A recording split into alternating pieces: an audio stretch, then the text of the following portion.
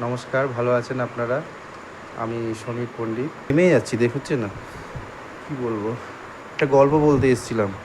সেটা হচ্ছে ওই 90s বাংলা মুভি নিয়ে বলছি।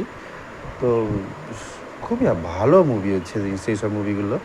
আগেকার দিনে খুব বাচ্চা হারাতো মাগুলো একটুখানি কী বলবো, আগেকার দিনে যে মুভিতে মাগুলো হতো, তারা একটুখানি দায়িত্ববান ছিল না, বাচ্চা হারিয়ে ফেলতো ওরা। তো বাচ্চাগুলো ভালো বাড়িতেই যেত যারা মানুষ করতো। খারাপ, খুব একটু গরিব ঘরে কমই গেছে যারা মানুষ করেছে খেয়ে। তো ভালো বাড়িতেই যেত, তারা মানুষ হয়ে যেত।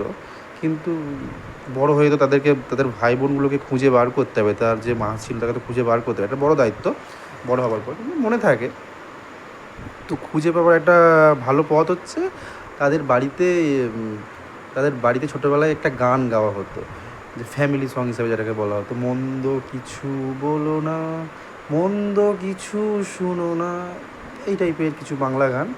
তো বাংলা গান মানে বাড়িতে ওগুলো ফ্যামিলি মেড হোমমেড গান, ঠিক আছে? তো হোমমেড গান, তাই এগুলো তাদের মনে থাকতো। বড় হয়ে তারা মাঝে মাঝে কোনো অনুষ্ঠানে কোনো কেউ গান গাইতে বললে এই গানগুলোই ওরা গাইতো। তো চারপাশে নিশ্চয়ই অন্য ভাই বোনগুলোও থাকবে, এই গান শুনেছে, দৌড়ে আসতো, তুমি তুমি তুমি, সেই জন্য সে টিন্ডারে ডেট পেয়েছে, তুমি তুমি সেইটাই।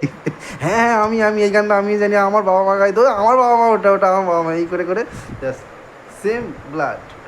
যাই হোক, একটু পরিচয় হয়ে গেল। তো ফ্যামিলি গান থাকা ভালো, অনেক প্রবলেম মানে হতেই পারে যে হারিয়ে যাবে বাড়ির লোকজন। তো একটা যদি গান গাওয়া থাকে, তাহলে সেটা বড় হয়ে গিয়ে তোমাকে কেউ গাইতে বলতেই পারে। সেই সময় তুমি মানে তোমার বাড়ির লোককে খুঁজে পাবে। চেষ্টা করুন বাড়িতে একটা গান বানানোর। বসে বসে ফোন ঘাঁটলে হবে? নমস্কার।